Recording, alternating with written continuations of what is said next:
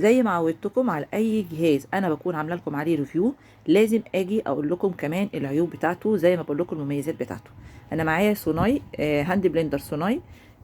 لغايه النهارده انا بستخدمه. ناس كتير في الكومنتات سالوني انت عامله معاه ايه، او هو شغال معاكي زي دلوقتي ولا لا. انا جايباه من اكتر من سنتين. بس بصراحه هو عاتل مني في حاجه، وانا حبيت انصح الناس بيها عشان خاطر محدش يغلط الغلطه اللي انا غلطتها فيه. الكبه ديت او الهاند بلندر ده، انا لغايه النهارده بستخدمه، وبنصح كل الناس تاني وباكد ان هم يستخدموه، لانه من افضل الهاند بلندر او الكبات اللي انا استخدمتها عندي هنا في البيت. وهو اسمه سوناي. الكبه دي انا عملت فيها لحمه، وهي مش مخصوصه للحمه خالص. انا بفرم فيها بصل، بفرم فيها خضره، بفرم فيها طماطم، لكن ما بفرمش فيها لحوم. فانا استسهلت وقلت بدل ما اطلع الكبه الكبيره بتاعتها افرم هنا اللحمه بتاعتها. فللاسف بوظتها، وخلت الترس السكينه دي ما تلفش بسبب الترس اللي هنا اللي انا بشاور لكم عليه ده. عتل. ان اللحمه طبعا عايزه اللي هو الوات كتير، يعني دوت مثلا 750 واط مش 1000 واط مثلا.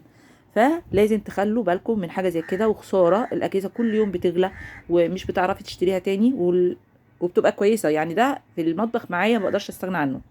الكبه الصغيره دي بتفرم لي البصل، تفرم لي الخضره، تفرم لي الطماطم. يعني ايديا ورجليا في المطبخ بصراحه.